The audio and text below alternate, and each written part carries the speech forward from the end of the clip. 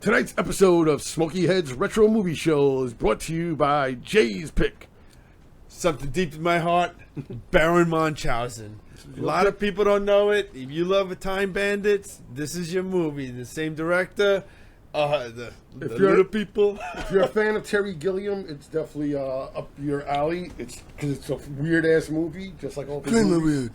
But yeah, I was a little hesitant on this one, and I highly enjoyed it. I watched it 3 times actually. You want to see me get? You want to see me get passionate on a movie? Boy, does this boy love this movie! I know you're gonna get me started, so I'm not even gonna go into it. But I just want to. Oh man, every aspect of this movie, you gotta made too. love. Beautifully made. Oh, the direction and all the art that's hidden inside the movie, you know, that you have to know, you know, like you see Raphael's, you know, Venus and stuff, you know, and it's just like, oh, forget it. I didn't know who that was until after you showed me. The only Raphael I know is from the Ninja Turtles. Yeah, and it's funny too because I got the painting in my dining room. And that's big painting. Too. I literally bought the painting for when I bought my house 20 years ago. Whoa, that's how long it's been sitting in my dining room, and the guy never saw it. I feel like it was like right behind me, and Jay's like, "You never heard of that?" And I'm like, "All it's missing is a giant picture of Atlantic City." Oh, there it is. What do you know? So check it out, Baron Munchausen, Jay's choice. Roll the trailer. From the director of Time Bandits and Brazil, a new movie full of noise.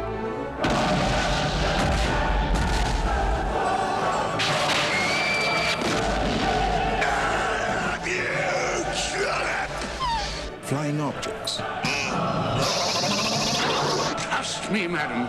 Your underwear is in good hands.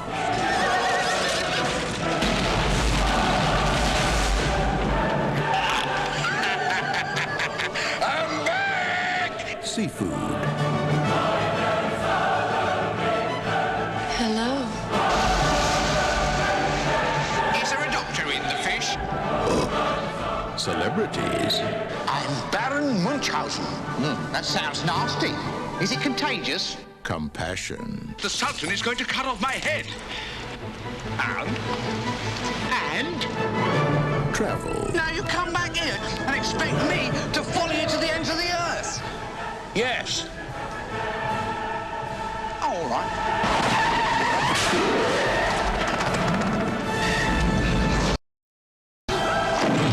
Honor. Have you any famous last words? Not yet. Not yet. Is that famous? Gravity.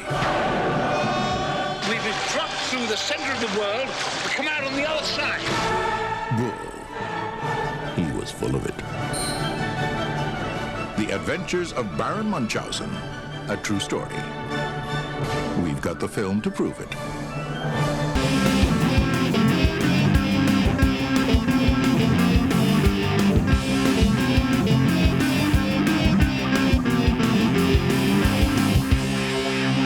All right, and welcome to another episode of Smokeyheads Retro Movie Show. Woo! Guys, we finally got a 80s. We forgot about that. I always forget about the choppers. We got choppers over here to the left of me. We'll go with Jay, you know. And you want Jay? Yeah. All right. So what are we doing today? Man. What do we got? We got going on today. We got Adventures of Baron Munchausen. Today's is Jay's special pick. Yes. So if you don't like this movie, blame Jay. Oh, come on. You don't have a soul if you don't like this movie. I mean, it's not getting a 5 from me. It's not getting a 5 from me, but, you know, definitely creativity. Well, I mean, if you love Time Bandits and that kind of stuff, then this is the movie. We're gonna get into it. We're gonna get into it. All right. On that point, I'm gonna stop you. I'm gonna be like, all right, we're gonna first let's get. We're already debating before we exactly. even. This is gonna be a good one because finally we got something that we'll have. Because we're usually just like, that was great. That was great. That was awesome. That was great. All right, cool. I love it. I love it. All right, so because Jason recommended this, and I trust my brother so fondly. That he does. Fondly, is that right? That was wrong. So I bought the Criterion edition of this, specifically for this podcast. I was surprised you had it. I was like, wow, he's got every I bought DVD. I Or bought it. Blu-ray, whatever. Where's this? There's There you go. All right, there we go. The Criterion edition. Now, Criterion. Now, you see me always talking about Scream Factory Yep. and Shout Factory. Aye. Criterion is like upper echelon. Fancy shit. So you got to see this freaking Criterion edition I have of Dazed and Confused.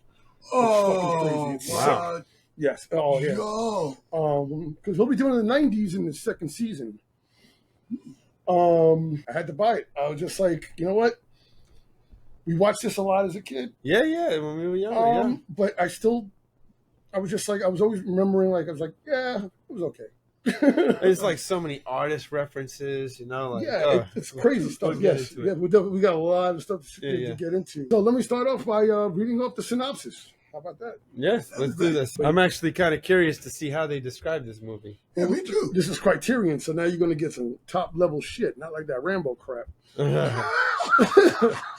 I got my little magic They even wand. get the writers. The boundless imagination of Terry Gilliam yields a dazzling fantasy of epic proportions. Inspired by the extravagant exploits of the fabled Baron Munchausen, the spectacle, born of a famously turbulent production, follows the whimsical 18th century nobleman as he embarks on an outlandish quest that takes him from faraway lands to the moon, to the belly of a sea monster and beyond. Meanwhile, waging battle against a vengeful sultan and the tyranny of logic, packed frame to frame with special effects, mischievous wit, and colorful performances, including a young Sarah Polley as the Baron's no-nonsense sidekick. The Oscar-nominated The Adventures of Baron Munchausen is a lavish celebration of the triumph of make-believe over reality. Oh, seriously. Was that? Yeah. That was good. it. That was it. That was good. That was good. You That got was it. good. Criterion. That was good. Criterion. Told You- you. Give it to Top-notch stuff, man. That's how I do. You're a giver. I'm a giver. I didn't want to finish that line because I don't know if our ratings are going to be PG or rated R. you. Yeah, right. Well, I think with all the F-bombs and stuff. We did pretty good, I gotta say. There's a couple. We might. PG-13 movies get away with one F-bomb. Oh, really? Yeah. So if I take away the fucking F-bomb, So I just fucked it up. Damn it! I did it again. Shit. All right, man. so rated R. That stats in there, Chop. All right, ladies and gentlemen, picture 1989, booming on the boombox is none other than Lost in Your Eyes by Debbie Gibson. Oh my God, Lewis. Yes, I loved it. Oh man, It's sorry. Debbie, Tiffany, Expose. Yeah, 1989. Yeah, you're right. Yeah, at that time. Yeah. Cabaret cheese. Oh man, Skids. that's what it was. Yeah, Remember yeah. Skids? Kids, I was You rock the Skids. hardcore. The budget for this movie was $47 million. Well, Crazy. back then, yeah, too. Yes. Yeah. Think about all the movies we've done so far. That's like probably totaled. Yeah, they're like, this big budget of $10 million, But they're already $2 million over budget Oh no, yeah. before they even shot the first scene. Scene. Yep. Yeah, Yes. only $2 million Oh my God. Oh, yeah, Well, I I'm can gonna go imagine into the that. I'm gonna go- lavish productions and everything. They've got a great. It was a 3-hour documentary. It was boring in the beginning, but then it gets really good when they start talking about the production. Opening weekend was $597,000. That's how much they When made. you're 47,000, I start sweating. Yes, Thousand, not billion. Yeah. I'll explain that in a second. And the gross was $8.1 million. $8.1 million. So Wow. the studio shitted on this movie like you wouldn't believe. When he finally got the money to make the movie, they said they were going to make it for, I think it was $11 million. Whoa. They were like, "I'll cut it down to $5." And the producer, he had this. It was Italian producers. A lot of Italians were involved. It was made in Italy and Madrid. It's not like now where you go to Canada to make everything where it's cheap. Or what's it? The machine just went to Bulgaria. They were like, it was so cheap though. Bulgaria. I wouldn't doubt it. Yeah, I think it was Bulgaria. So they went from I believe it was 11 million. It was like something low like that. Yeah. And they said they could do it.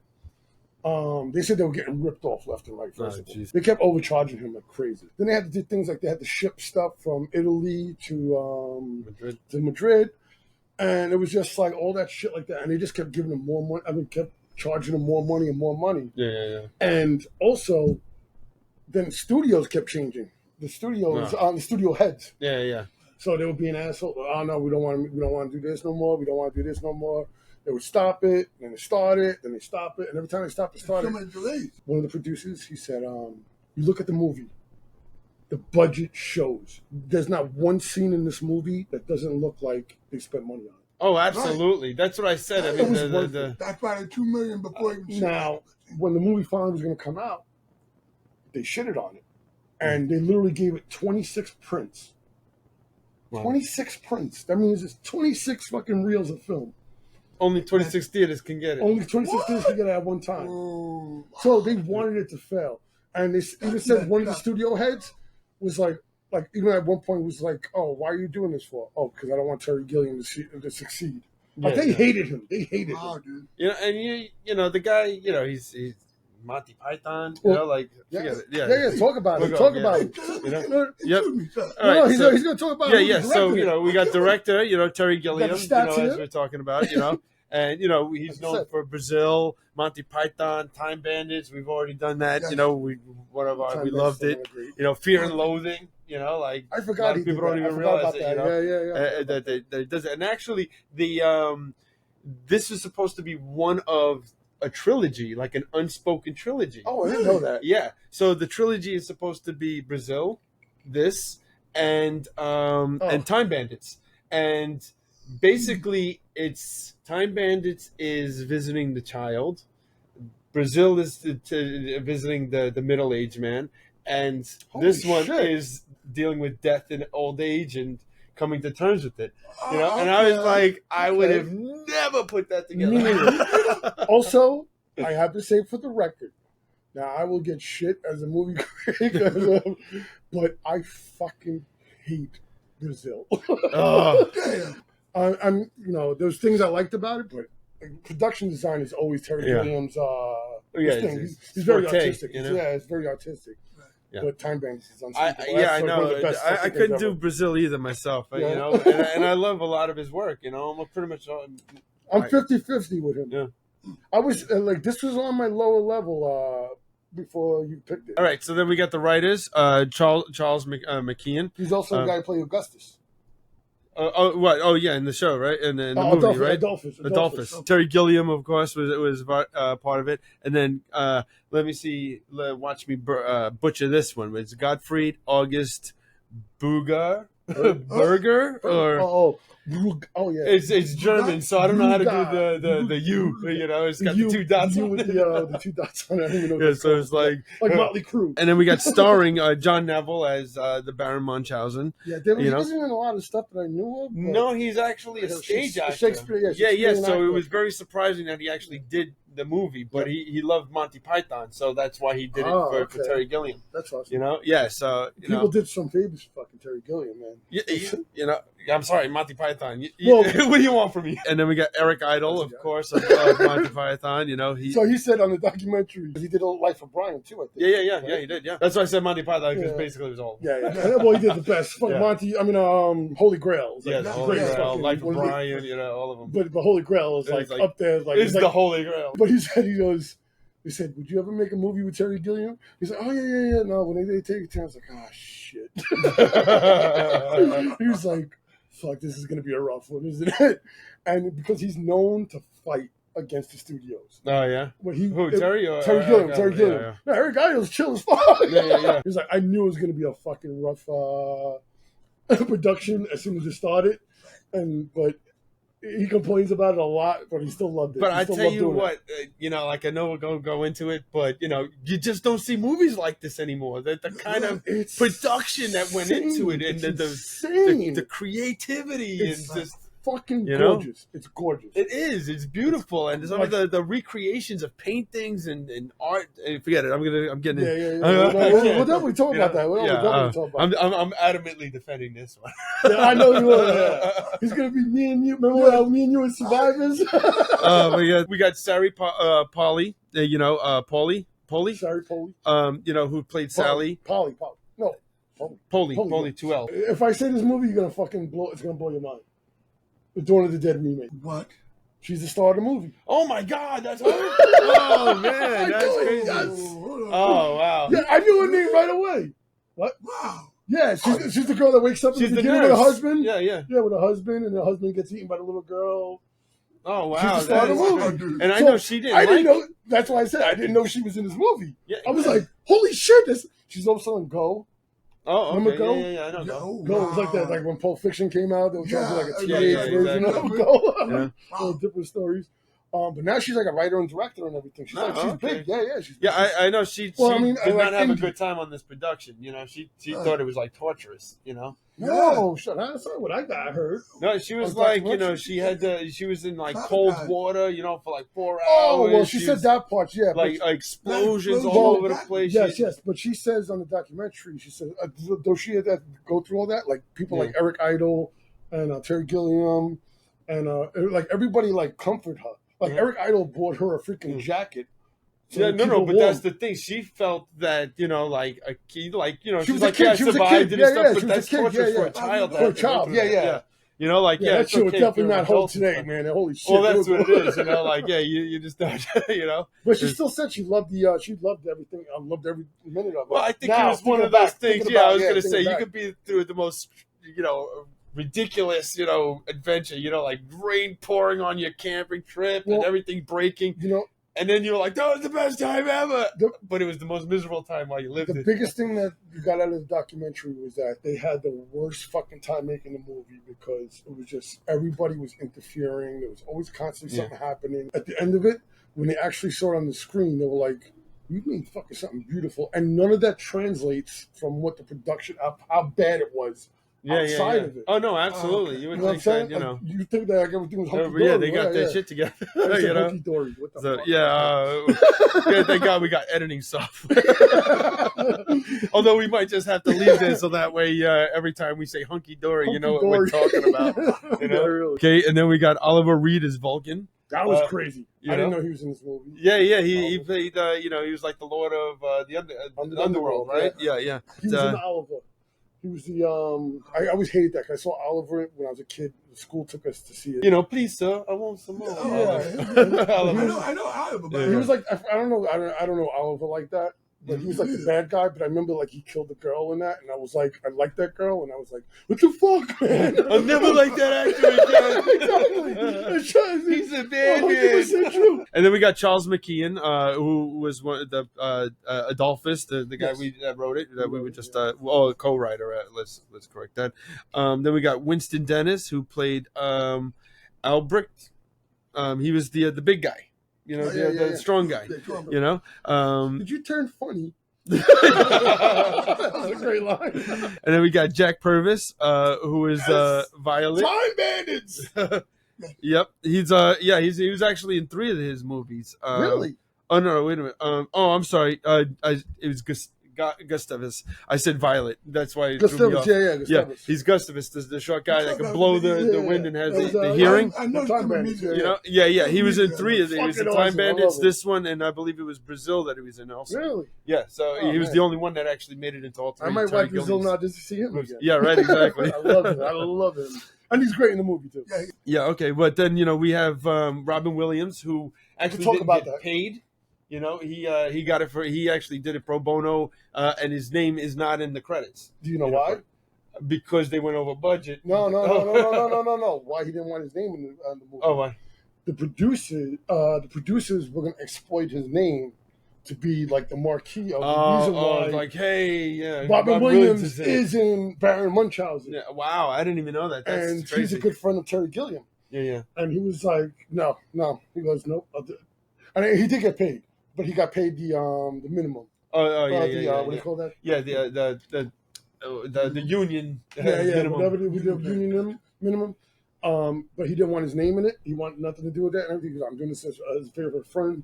And that was because Sean Connery backed out the last second. Yes.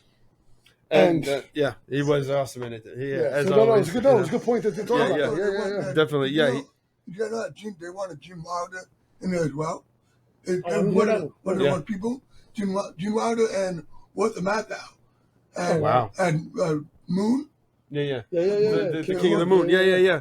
And I didn't get that because when I saw when the movie ended and everything, and it was a King of the Moon, and it was like you said, what was the name? Oh yeah, actually, it's Ray DiTudo. Yeah, and I was like, it shows that. What the fuck is that? And that's actually, and he says it in there. That's who he introduces. He says it, yeah. And it means like the king of everything. King of sun, king of everything. That's what you know. So yeah. Yes. Oh, no, I'm the king of everything now. Yes. And it actually in the credits it says King of the Moon is Ray DiTudo. And then of course we have Uma Thurman's first movie, although it was not the first movie released because since there was so many production issues with this. Another movie got released before she. What was it? Not Sense and Sensibility. It was like one of those type of movies, but that got released before this, even though this was her first. Because one thing I forgot to talk about Terry Gilliam before that, but get back to Uma. I don't know if it's a Criterion edition because I know I never saw this before. But they show her nipples. Yeah, when she's Venus, right? Yeah. When she comes out of the water. See, I don't think the version that I think it's like because it's a 4. I mean, it's just 4K scan, I think, or 2K scan. No, I see some pink in there. New 4K digital restoration. So it says it right there. We digitalized Uma's nipple. I didn't say areola. I said nipple. It's a nipple. It's a full-on nipple, man. That's funny.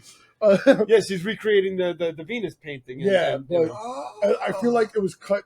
It was like cropped a little bit more that you couldn't see that. I'm sure they probably did something for the keep it PG or whatever. Remember I explained it to in Teen Wolf about how it's a different format and they crop it movies or whatever. So whatever they did, man, hey, there it is. Back to Terry Gilliam's well, I was just going to say, and then there was a guest appearance by Sting in there that most people wouldn't notice, but he was just like a soldier. Hello, Sting. Yeah. Goodbye, Sting. Literally. He was just like, this is our hero. He's braved this and rescued all these people. He's like, all right, execute him. We don't want people thinking that that's the way to be. I was like, the fucking crazy. I was like, what the fuck just happened? Exactly. It was like, okay, shit. What the fuck? Why did we even mention? Back to Terry Gilliam real quick with Brazil.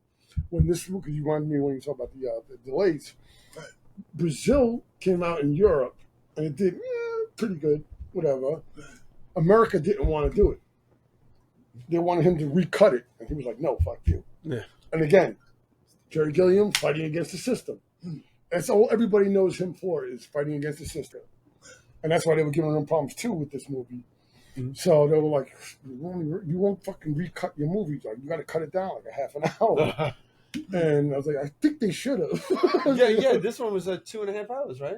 Oh, it was almost 2.5 hours. Yeah, it was like 2 hours 20 minutes. No,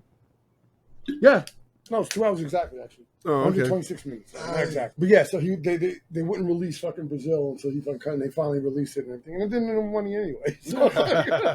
So maybe they were right. Yeah, so why are you doing shit, man? All right, let's get on with the movie, man. The thing I want to start off right is Wednesday. Wednesday. The big thing about Wednesday is like, as soon as the movie starts, as soon as the movie starts, the first thing it says is it says where it's at. Yeah. And then it says Wednesday. Well, because it's just trying to show you that the time frame was it just happened in a matter of days, No, it's not at all. No. Not at all. Okay. It's because it's a running joke. Oh, okay. It's just a running joke, right? Oh, for Monty Python or something? I don't know what they're talking about. What were you going to say? I was going to say because they were saying, aren't you guys going to fight back? No. Why? Because it's Wednesday. Exactly. That's the joke. Okay. We don't know. He says, are you going to silence the cannons? And he was like, no, we don't silence the cannons on Wednesday. Because it's on Wednesday. It's an inside joke. That's the other thing about Terry Gilliam. I thought he was British. He didn't look like it. Yeah. Well, he's American. Well, he talks. At least he talks a regular American. I don't know. American is a language. American. And he's. And this is a real person too, based off of somebody from the 1700s. They got a cool fucking documentary. Oh, not documentary. It's a journal. Cool shit that you said that. So yeah. So he was a dude that he was making fun of all the politicians and everybody that were all these people that were fibbing. That means lying. I know, I do know fibbing. And they would exaggerate their stories all the time, and he was just getting so sick of them, so he would just come up with his own. Gotcha. Yes, So- they came back from a war. Yeah, so his thing was that he would just come up with these crazy stories. Like, I went to the moon. Everything in the story. It was Everything in based the off movie. of it. Yeah. Yeah. It was off the tales that he would tell. Grabbing a cannon Well, and riding a cannon. That was one of the main ones. The moon one too, flying through the moon on a balloon. But a lot as the decades went, literally for 3 centuries, they said the story's been going on, and different writers would come up with different interpretations. There was cartoons made of him, animated films. There was so much shit made of him. And here's the thing: George Méliès made a freaking movie of him. You know what George Méliès is? No. Why you laugh? Don't you laugh at George Méliès? That's Martin Scorsese did a film on him. The 3D one, Hugo. Yeah. He's the guy who created Journey to the Moon. That famous thing where the rocket shoots the moon. It's in the eye. Yeah. So he was known as a magician, Right, yes, I know that too. a film magician, and he did a thing of Baron Munchausen, Okay. and it was the last movie he did. It felt so miserably, and it is like literally a history of failed movies. Like just Baron Munchausen was cursed. Is this cursed? Yeah. Was cursed. He just nobody could fucking make a movie of this guy. But I'm sorry, but Terry Gilliam, he knocked it out of the park. He knocked it out of the park, and he also took every century's stories and put it all into the movie. Yeah. Which So is that's crazy. why- And then the art too, because he's big on art and everything, him and his wife. And they took different art periods and everything and put it into the movie. Okay. So it's a mixture, it's a culmination of all these Yeah, different even to the periods. point where, if you look at the on the moon, the Robin Williams head, that's Greek, architecture. The wife's head. The city was based off of a movie that was made. And he wanted a full city made, and they wouldn't put it in the budget. So it was a cartoon. And that's why it looks flat. And that's why it's all flat, like moving and everything. Yeah. So that's why he did it like that, because he wanted, and it's the exact cartoon pictures or whatever. That's pretty cool. Yeah. It's amazing. It was amazing. I mean, the movie is a fucking achievement. And then we mentioned, the Venus, what was his name? Raphael, I think. No. That's why The Baron Ninja Turtle? Munchausen- No.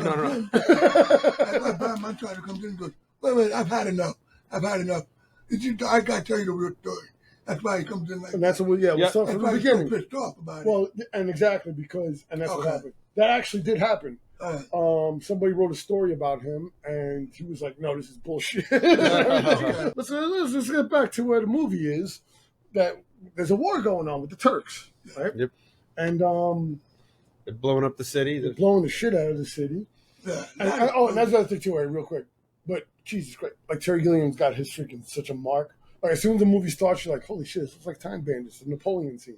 Yeah, exactly. Yeah. It had that dusty look kind of. Yeah, feel. but I'm like, like the cannon, like everything had this like weird, like freaking crazy look. Man. But he's like, nah, you guys are freaking lying or whatever. Right. This is not how it went. Let me tell you the truth. I'm the one who started this war. Yep. Like, what? You're preposterous. You did not start this war. So Eric Idle says, if you think about Time Bandits, that's Snow White and the Seven Dwarfs. Yes. This movie is Wizard of Oz.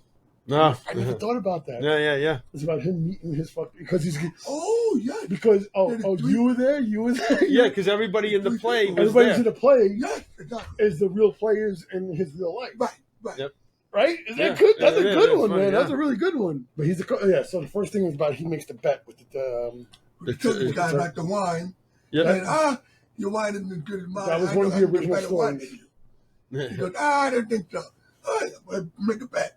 You make a bet. I take all your money. as much as I can carry. As much as any strong man can Carry, carry. yeah. Yep. Look at you, chaps.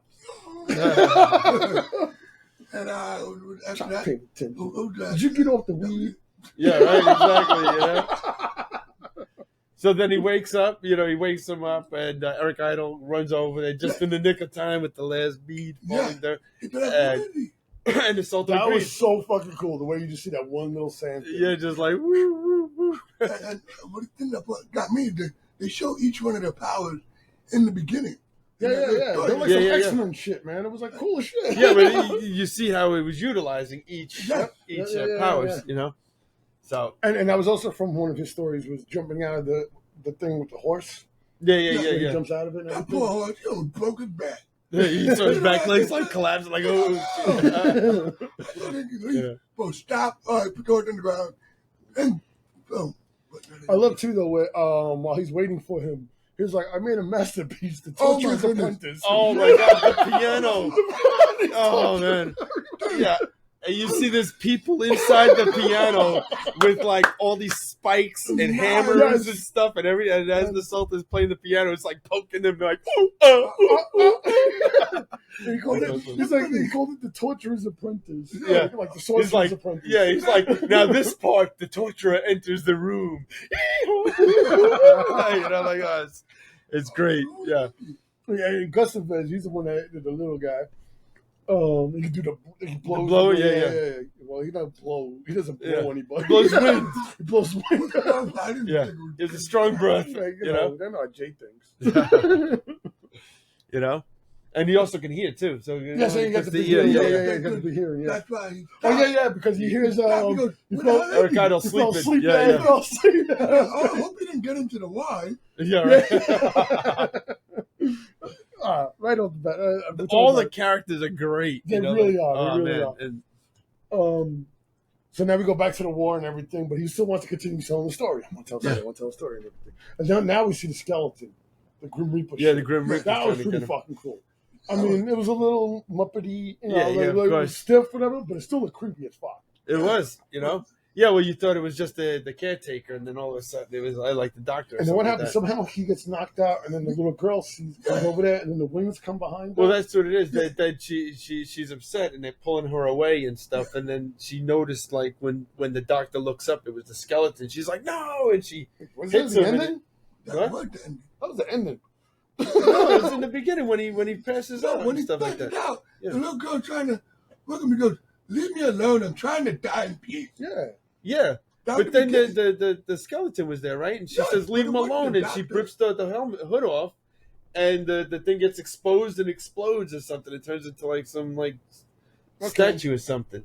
I'll take your word for that. Yeah. And that's how he gets it. That's how he escapes death the first time, and then he convinces everybody that he's the only one that can save them from the war. Yes. And then all the women are like, "Oh, save us!" Yes, you know? yes, okay. And that's when they get to the cannon scene where it's like, all right, we need to silence those cannons. Yeah, because the little girl was like, "You know what? Forget this. I'll stop." And she runs out the door and Yes, says, yes, "Stop yes, it! yes, Stop yes, it!" okay. And then when they shoot a cannon, he like gets stuck on it. He's like, "Ah!" So that's a trademark. That was one of the first stories that came out of Baron Munchausen. Yeah. That was from the originals. Like I said, there was He rode the cannon. like literally 3 centuries worth of different writers doing things. And each one is from a different era, which is pretty crazy. But the way he comes back, that was pretty Yeah, awesome. and then he catches a way back on another cannon and stuff. Yeah, well, because that happens before he dies, actually, because when he gets back, you know, she's like, "Tell him he really is Baron Munchausen," and he's like, "Oh, you're lying." She's like, "You're a liar." And he's like, "Don't call me a liar. It wasn't a cannonball. It was really this kind of ball." Yeah, And, The mortar. It was a it mortar. was a mortar. And, you know, and the when guy God- really wasn't 6 feet. He was more like, half a 6'2", mile. kind of thing. So they all start begging, "Oh, save us, save us." So they decide to build this ship out of all the women's underwears. It's so bright and so brightly colored. Oh, yeah. Everybody's got like these bloomers, brightly colored bloomers. And then you got a little Uma Thurman in there, like Yeah. I was like, They save us. Yeah, he's trying to give the rose, and that one woman's like snatching them all. Like, "Get away, they're mine." yeah. So he's gonna return with reinforcements. And everything. Yep. He's gonna find all of his friends again. And that's what the whole movie's about. It's about him finding his friends, Yep. getting them together so they can defeat the Turks. Yes. Boom! We got the synopsis. And as you see, as he's starting to gain his friends and people starting to believe in him more, he starts getting his youth back, and you see him transforming from this old man to to the younger man by the time he. Because he said, Which to me, it was in comparison, it was watching the VHS of Back to the Future, where you see Doc in the future, Uh-huh. and then when he goes back in the time, he's supposed to look younger. Like he looks the same. So we go on with he finds he's found in the cage. The guy The with little that? girl, she stowed away or whatever. Yes. Stowaway, right? She Yeah, was yeah, stowaway. stowaway. She jumped onto the ship. She was Yeah. on the ship. She hit herself. Throw out the damn shit. Yo, No, he was did. great. Yo. That was the best. I He freaked did out. throw her That out. was fucking Freaked out, hilarious, dude. bro. I freaked out. The way he did that shit, he's like, boom. I was like, oh shit. And he's like, oh man. You like just getting rid of some weight? I was like, you Yo, do the girl. I Oh my God, I seriously- freaked out. Yeah, I did. I was like, what the fuck? How they gonna figure that one out? And he was like, "Oh God, I gotta get you now." Oh, So good. Thank goodness she was on the hook, and he pulled her up. The way they did that though, that was fucking excellent. I It literally jumped out. I was like, oh shit, what the hell? How are they gonna pull that one off? Very believable. Oh, okay. yeah, exactly. Very good. Got very the good. ankle. So then they go to the moon. That's To the their moon. first trip because they're gonna now find all their friends and stuff. So that's the first trip. That was the first. That was the last place he found. He left. Who was it? Was it Bertol? The It's Bertle, Bertle. Yeah. So he's going to find Bertle the first time, and that's where we see Robin And Williams. we talk about this. Oh, well, you love to talk about this. The sexual innuendo that we didn't realize as a kid. Yes. And they're fucking banging, man. Yeah. No, they're not. Well, no, They're tickling. no, you make you know, but they make you think you are. Totally. Oh shit. They make you think they're smashing hardcore. Oh yeah, no, definitely. He said No, smash. but that's the joke because the little He said girl's they're like, smashing. "What are they doing?" And he's like, "Oh, tickling, yeah, they're exactly. tickling his feet." And You then know? it was a perfect joke, and it was like you're like, okay, that was a good explanation for a child. Yeah, And I'm like, exactly. oh shit, you really are. That was great. That And was then, of course, fucking his classic freaking Robin Williams and stuff. Robin you know, Williams. What was his name again? Ray DeTudo. So, Randy Tito, you know. Dude, that made it for me.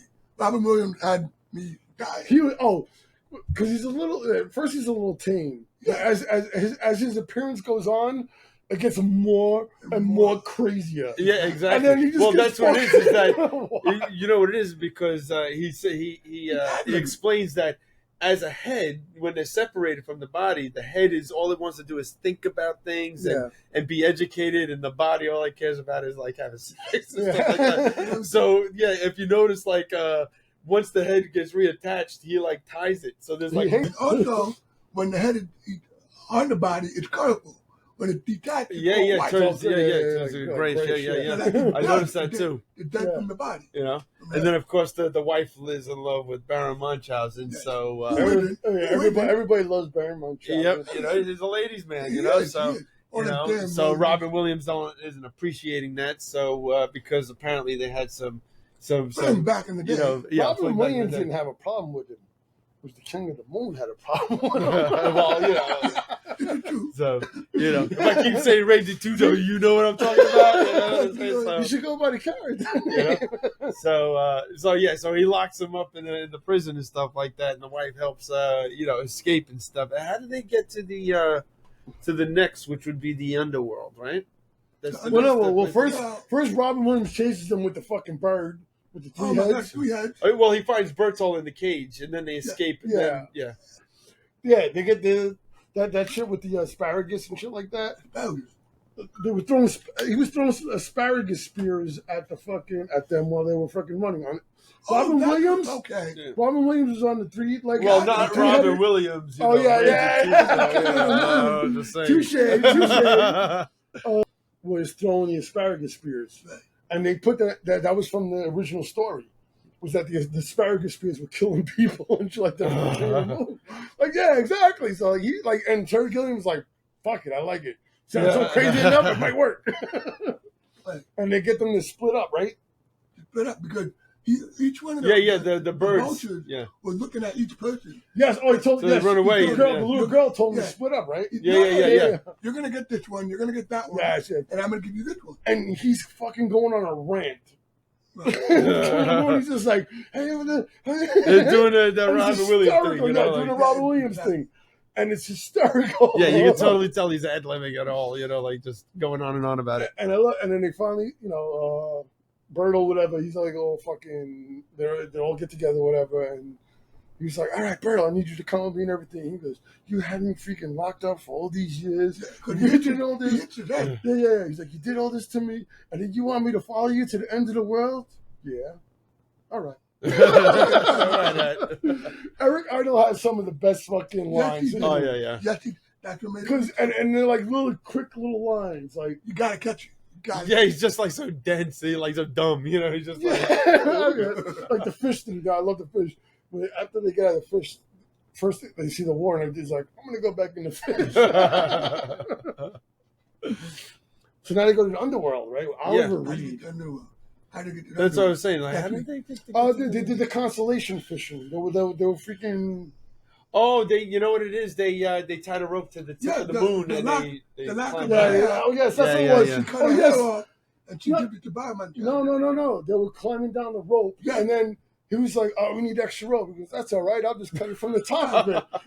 You're like, "Where'd you get this rope from?" He's like, "I just cut it from the top." I cut it from the top. And, and the best is that the rope doesn't fall straight down and stuff. You see, like everybody falls kind of like the top person falls first. That was a great scene too. Yeah, that was definitely comedic. So then they wind up in the underworld with Vulcan, and his wife is Uma Thurman, the Venus. Well, first of all, he's got a nuclear fucking weapon. Yeah. He's like, oh yeah, we just dropped this on people. It kills a lot of people. It went through a really cool, like freaking, like 80s anti-Soviet Union, Cold War kind of thing.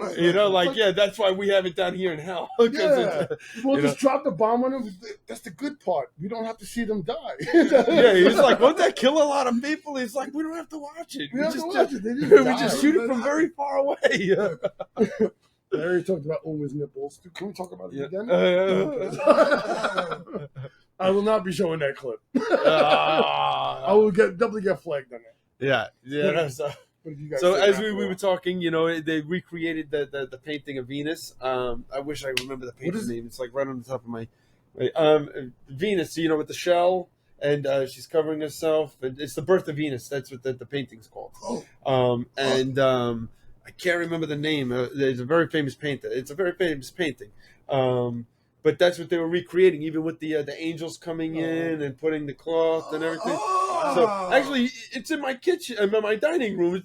It's huge pictures. You don't know about. That's what I'm saying. I'm just brain farming right now. But trust me, if I heard the name, I would know. I didn't even know that. Name. But yeah, it's like how many times you've been in my dining room? It's a big painting of the birth of Venus. Yeah, So think of it. That's That's really. It's like, why don't you? I don't know how to make you see it. But again, falls in love with Baron Munchausen, and they start dancing. The dancing scene was the final scene that they filmed for the movie. Oh, really? Yeah, I did not know that. And the crew didn't get paid for it. Wow. They all volunteered not to get paid for it. Oh, okay. And Terry Gilliam was like, there was so much fucking love for that movie that they put into it. Yeah. And they were like, no, we just got one more thing. And Terry Gilliam wasn't there. It was one of those, pickup shots. Yeah. And he said no, the whole crew showed up, and he goes, it was the love for the movie and the love, he goes, maybe there was some love for me. A little bit. Like he said at the end of his documentary was that all the fucking people that were trying to stop him from making this movie and completing it, either gone from life or not doing anything and not working in the business anymore. Right. And he goes, but my movie is forever. It's true, and that's really at the end of the day. 100%, man. 100%. So what's it called? So when he comes out, when Oliver Reed comes out, and he's fucking steaming like a cartoon. She's like, your wife's making out with the Baron. He's like, actually, Eric Idle starts distracting him by doing a dance. He's trying to teach him how to dance and stuff. Yeah, it's awesome. Jump over to the, he throws him in the whirlwind. Yep. I mean, the whirlpool. The whirlpool, right? The whirlpool. Yep. Oh, jump in. It's almost like a time bandits, right? I thought exactly the same thing, man. When they fell through the because they wind up falling through the water and then all of a sudden upside down. So they film that upside down when they jump in the water, And it just looked crazy. It looked crazy when you film it upside down, jumping in the water. And he had a freaking good thing, and you had to deal with the monster fish. Yeah, and just like in the play, you know, like in the beginning, they showed the play. The monster fish came from another writer, because at that time, that's when Jules Verne started coming out. Oh, okay. And everybody was about it was sci-fi, but it wasn't considered sci-fi. Yeah. Sci-fi was. Everything was about going to the moon. Well, it was almost like Pinocchio. You know, that whole story was like Pinocchio, because I think it was before that though, because they got eaten. Well, I don't know. No, I think it was before. Pinocchio is before Disney. Yeah. You know. No. But I'm talking. I'm talking like freaking like seven. I mean, his story goes back to like 1700s. But you were saying that story was created around the Jules Verne times. Wasn't Jules Verne like 1800s? 1800s. Yeah, so, late 1800s. Yeah, there was no Disney in 1800s. No, but Pinocchio, the story existed. The story, that's what I'm saying. That's what I'm saying. The story and yeah. You know? I don't know. I'm going 50%. The fish, and they find Gustavus and the shooter, the Adolphus. Yep, they're hanging out there playing cards. You know, and just like Pinocchio, like I was saying, and it's like, you know, how do we get out of there? But we put in some pepper. You know, you put some pepper. It was like, what do they call it? Sniffer. I don't know. Snuff or something like that. Yeah, I'm sure some something to clear your nose or something like that. You know, like back in the day. Okay. You know, but yeah. So and then the horse comes out of nowhere. I don't know. I think it's part of the ship. You know, like. And that reminded me of like Time Bandits, man. Yeah. Like the window. Like it busted through like the wall or something. Yeah, because he was arguing with the little girl because they were playing cards. She's like, yes, you gave up, but that's exactly what I'm talking about. So, like, if you saw when he was dancing with Venus, right. Uma Thurman, and he became this young, strapping young man and stuff like that. But then when he goes back to playing the cards, he was strapping. Well, no, he's all like refined. Everything's really, you know, pointed and stuff like that. You know, like you know, clean shaved and everything like that. But then when he gives up on life and he's like, forget it, I'm just going to stay in this fish and play cards with these guys. You see, he becomes this really old, whittled down man again, just like in the beginning and stuff. But then after they escape and they start going to fight, you see he turns younger. Oh, yes. Okay, now I remember. You know, that's what I'm saying. It depends on the mood. Oh, that's what I'm saying. It's like I couldn't catch up with that. The belief, you know, like the belief in him. That's basically what it is. When you believe in him, he becomes younger. That part I remember, The story lives on. I recognize that he got older. Yeah. There were certain parts where I was just like, is he getting younger? But that's what it is. He's like, yeah, as long as the story moves on, he'll live forever. You know what I'm saying? And a little bit of the action makes me a little bit younger. The adventure. The adventure. Exactly. The adventure makes me a little younger. Exactly. And then I just stopped doing adventures and with a dinosaur. But the horse comes out and he's like, oh, yeah, my horse and everything like that. Then he's back young and, yeah, let's get out of here. So the old, it was from a Russian tale where they said that he pulled himself out of the fucking water with his tail. Oh, well, that actually was before they got eaten by the fish. After. No, that was before when they first landed into the water. That's how he. Oh no, you're right. Yeah, because they get blown out of the hole. That's the ending. Yeah. They get blown out of the hole. Right through the blowhole. Yeah, yeah, that's funny. He grabbed his hair and he just lifts himself out of the water. And I saw the actual pictures of it. It was really cool. They did the illustrations of it or whatever. But yeah, and that's when they go back to the Turk War or whatever. Now we got to fight. Back to reality. Yep. And nobody wants to fight. Everybody's scared. They're all old and, you know, tired out and stuff like that, you know? One of them is funny. I loved when he said that. He was like, I don't like the big guy. And he's like, everybody, I'm a little guy here, and I like to give tea, and I like to do that. He's like, you turn, and Eric Idle, of course, says it. He's like, you turn funny. Oh, we forgot to mention that they find the big guy over and serving everybody in the underworld. Yeah. He's the maid. Yeah. He's the maid. They all make fun of him and they treat him like a. Exactly. But so fucking Baron was just like, listen, man, if you're not gonna do anything, I'm giving myself up. And it's up to you to save me. And they're gonna execute. Well, they find the Turks and they're plotting together, right? They're like, oh, it's your turn to win. No, Yeah. The lawyer, I think it was. To give up. Yeah. It's, what's his name? Price. The person Jonathan that's Price. running the The president. they find out they're in cahoots and stuff like that. But Baron Munchausen winds up giving himself up.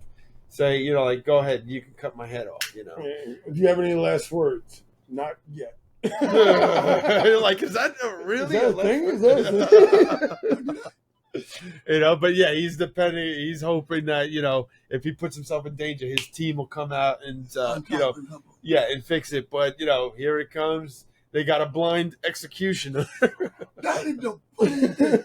The little kid comes out, he's back chopped it way like, he's got to direct him. So yeah. Which made me second laugh time because too. when they're going to execute him, they start putting dashes on his neck. Yeah. The dotted line to cut. Like, but the guy's blind. no idea. That's true. I'm so shocked. Like, wow. That's pretty funny. And then the team fucking decides, man, like, all right, we're gonna help him, man. Fucking speed running. Yep. Comes in there, stops the bullet.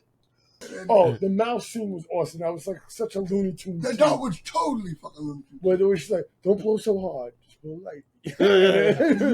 Mr. Bez, they blow. So there's a whole shitload of elephants when we got to scrap the scenes. We're just like, now we're talking amongst ourselves and we forgot we're on a podcast. So there's a whole bunch of elephants and everything with all kinds of crazy weapons and everything.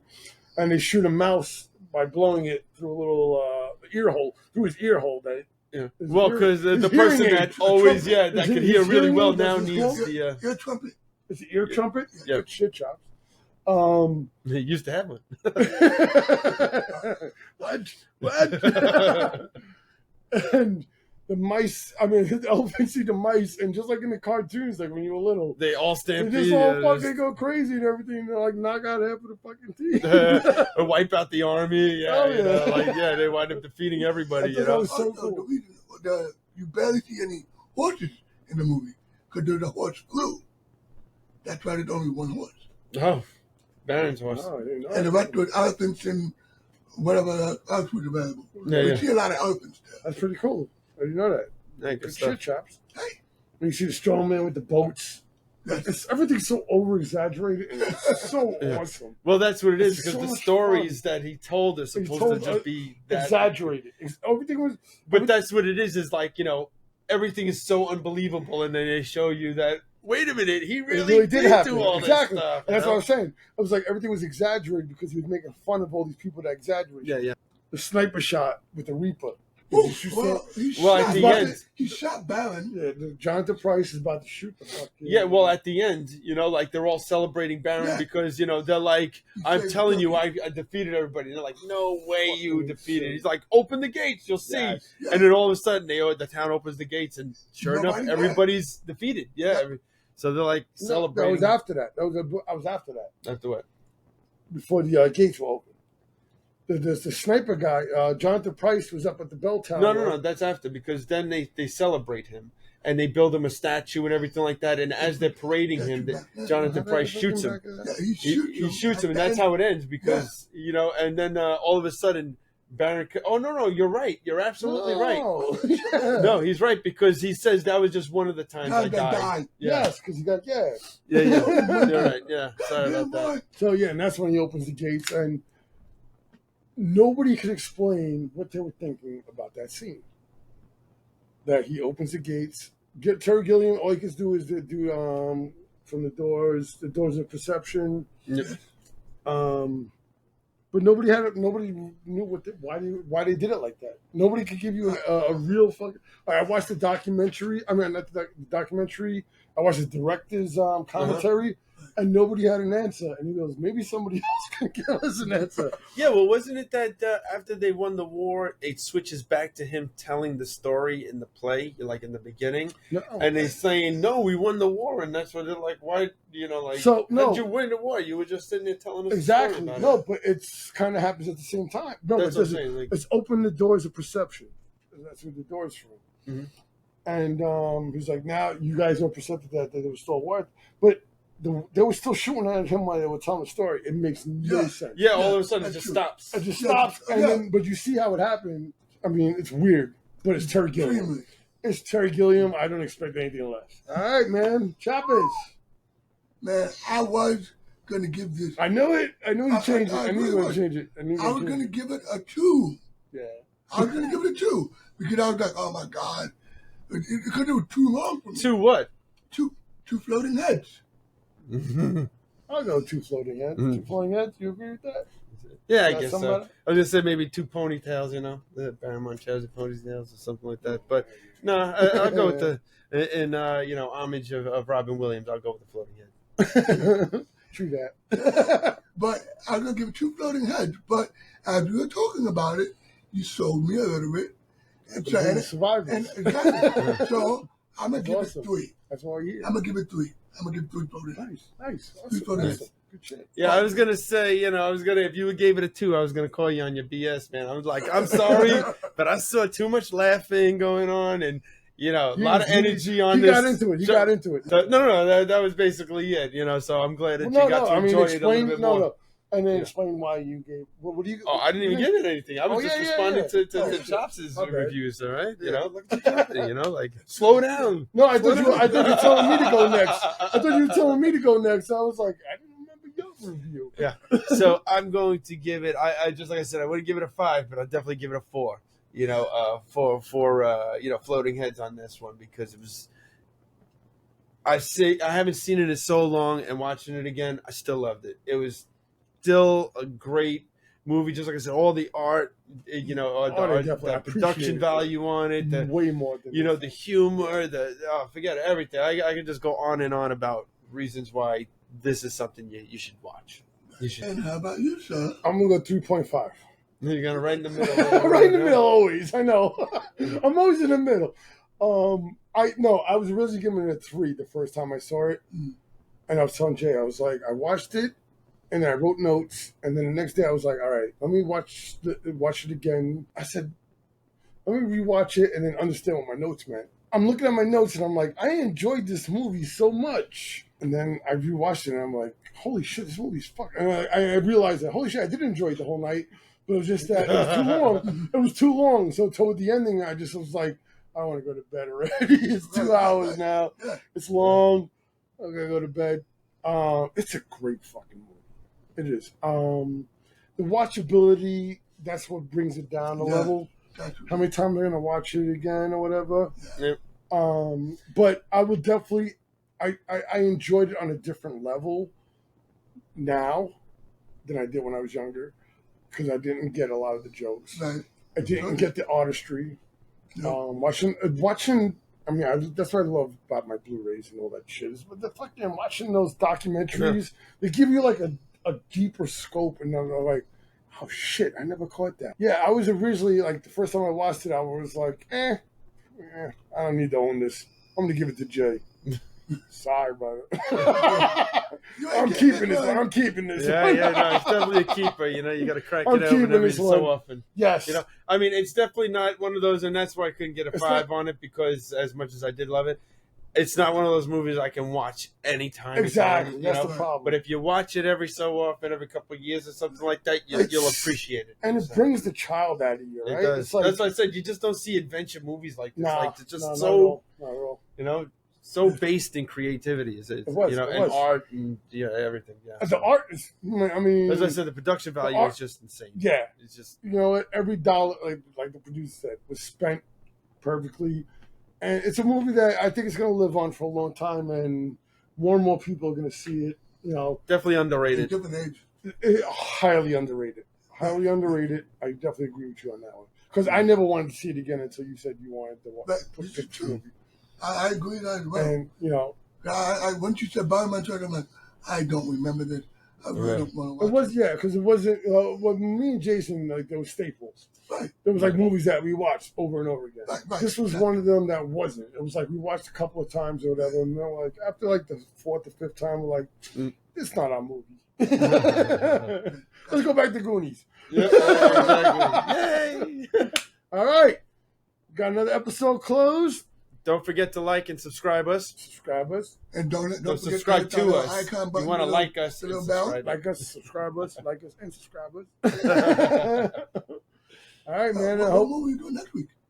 Oh, well, we can't tell yet, man. No? Yeah, because we got fucking... And we're mixing all these episodes up, so that's why we're not like, this is Yes, episode exactly. 1 and 2 Exactly. and 3, because, you know, 1 might be released, and then 5, and then 3, and then And then 2, and Exactly. you know, so. And then we also got to make an intro. But anyway, so we say goodbye. Because you always fucking run off and you don't say goodbye. That's you, Jay. I'm chopped and I'm saying goodbye. Oh, man. I just want to say goodbye to everybody. I had a great time, you know, with you guys, and yeah, definitely looking forward to the next time.